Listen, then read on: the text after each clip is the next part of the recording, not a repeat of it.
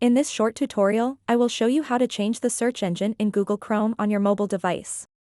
By default, Google Chrome uses Google as its search engine, but you can easily switch to a different search engine of your choice.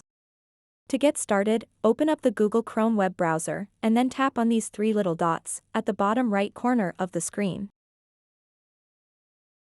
After that, tap Settings.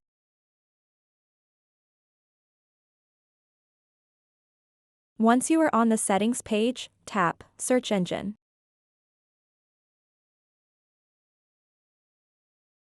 As you can see, the default search engine is Google.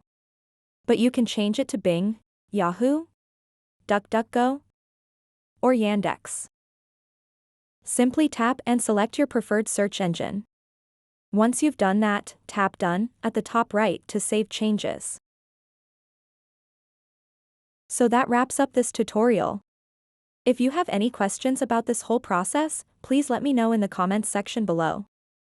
And if this video helped you out, please give it a big thumbs up and subscribe to this channel for more tutorial videos like this one. Thank you so much for watching and have a good day.